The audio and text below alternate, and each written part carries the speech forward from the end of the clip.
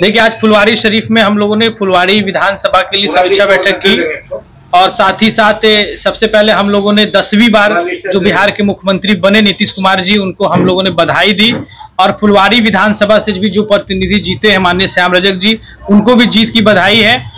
लेकिन हम लोगों ने फुलवारी में बहुत मेहनत किया, महागठबंधन के तमाम नेताओं ने बड़े तहे दिल से मेहनत किया और जनता ने भरपूर वोट भी दिया, जिसका विश्लेषण हम लोगों ने किया और उसमें हम लोगों ने बताया कि फुलवारी नगर परिषद में हम लोगों ने 26,256 वोट माननीय गोपाल रविदास जी को पड़ा और 16,711 वोट श्याम रजक जी को पड़ा। यानी फुलवारी नगर परिषद से जो हमेशा, चाहे विधानसभा का इलेक्शन हो या लोकसभा का इलेक्शन हो, हमेशा महागठबंधन के कैंडिडेट को लीडिंग देने का काम किया। तो इस बार भी फुलवारी नगर परिषद ने 9,545 वोट से गोपाल रविदास जी को लीडिंग देने का काम किया और साथ ही साथ अल्पसंख्यक समुदाय के लोग जिनको महागठबंधन पे पूरा विश्वास था, उन्होंने विश्वास को कायम रखते हुए 18,600 वोट, अल्पसंख्यक जो बूथ है टोटल फुलवारी नगर परिषद में 18,600 वोट देने का काम किया और 3,012 वोट श्याम रजक जी को पड़ा। तो अल्पसंख्यक भाई को भी मैं शुक्रिया अदा करना चाहता हूं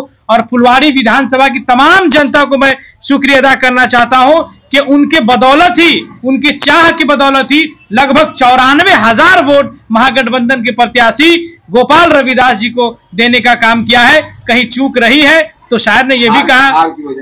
हार की वजह यह है कि बूथ स्तर पे हम लोग पहुंच नहीं पाए, जहां कमी रही। विश्वास जहां पे हम लोगों ने दिखाया वहां पे विश्वासघात हुआ और माननीय मुख्यमंत्री जी ने इलेक्शन के समय 10-10 हजार रुपया वोट का प्रलोभन दिया और ईवीएम के आंधी ने तमाम महागठबंधन के सीट को उड़ा दिया और ईवीएम की एक लहर थी, जो ईवीएम की जीत है। ये आपके बिहार सरकार के एनडीए की जीत नहीं, इसे मैं ईवीएम की जीत मानता हूं, जो ईवीएम ने फिर से एनडीए का सरकार यहां बनाया। मैं जनादेश का सम्मान करता हूं, लेकिन ईवीएम की लहर को भी हम नहीं भूलेंगे और ये 10-10 हजार रुपया दे करके जो हमारे मुख्यमंत्री जी ने लोगों को प्रलोभन दिया इलेक्शन के समय, उसे भी जनता नहीं भूलने वाली है। वो दिन आएगा जब हम लोग की सरकार फिर लौटेगी, फिर हम लोग की रोजगार की वो सरकार आएगी। आज बड़ा अफसोस होता है जब हम पलायन करते हुए फिर इलेक्शन के बाद वोट दे करके वो लोग फिर से ट्रेन में बैठते हैं, फिर से धक्का खाते हैं और फिर से कोई मुंबई और कोई गुजरात और कोई सूरत जा रहा है अपने घर बार को छोड़ करके, क्योंकि यहाँ पे जो रोजगार की बात कहने वाला था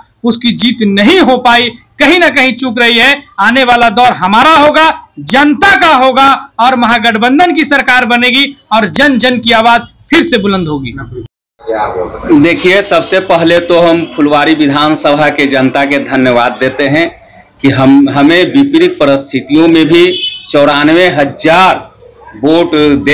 देने का काम किए हैं, इसलिए फुलवारी के जनता के धन्यवाद। और खास करके नगर परिषद जो फुलवारी विधानसभा के अंदर आता है, यहाँ से जो हमको लीडिंग जो मिला है, इसके लिए फुलवारी के नगर परिषद अल्पसंख्यक भाइयों को भी इसके लिए धन्यवाद देते हैं। लेकिन इसमें सबसे बड़ा जो काम जो हुआ है कि सरकारी धन का दुरुपयोग किया गया है। जीविका को मान लिया कि सरकारी पैसा से महीना दिया जा रहा है और बीजेपी जदयू के लिए कार्यकर्ता तैयार करने का काम किया है और पूरे चुनाव में जीविका जो भाजपा के जरिए कार्यकर्ता के रूप में, जदयू के कार्यकर्ता के रूप में बूथ तक काम किया है, महिलाओं को कन्वासिंग करने का काम किया है। इस पर फौरन चुनाव आयोग के रोक लगा देना चाहिए था कि चुनाव के समय में 10-10 हजार जो देने का जो काम किया है, हम लोगों ने कह रहे थे कि वोट खरीदने के लिए घूस दिया जा रहा है, लेकिन इस पर भी चुनाव आयोग कहिए तो पक्षपातपूर्ण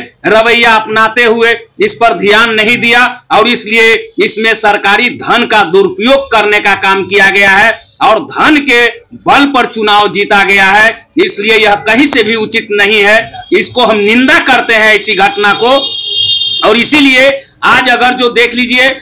गृह विभाग नीतीश कुमार से भी हम अपील करना चाहते हैं कि आपके सामने में कौन सी मजबूरी है जो गृह विभाग अपने जिम्मे रखते थे, आज कौन सी मजबूरी के सामने गृह विभाग प्रमुख सर्वोच्च पद है उसको आपने सम्राट चौधरी के हवाले करने का काम किया, बीजेपी के हवाले का काम करने का काम किया। आपके सामने कौन सी मजबूरी है, आप जनता के सामने इसको पटल पर लाइए। ताकि जनता समझ सके कि नीतीश कुमार स्वाभिमानी व्यक्ति हैं, तनिक सा भी बर्दाश्त नहीं करने का काम करते हैं, थोड़ा सा दबाव पड़ने पर इस्तीफा दे देने का काम करते थे। लेकिन उनके सामने आज कौन सी मजबूरी है, कौन सी जकरन में वह फंसे हुए हैं। तो इससे यही लगता है कि बीजेपी के चंगुल में पूरी तरह से फंस चुके हैं। इसलिए हम उनसे अपील भी करेंगे कि यह चंगुल से बाहर निकलिए और सेक्युलरिज्म के जो झंडा है उसको बुलंद करने का काम कीजिए। यही हम कहते हुए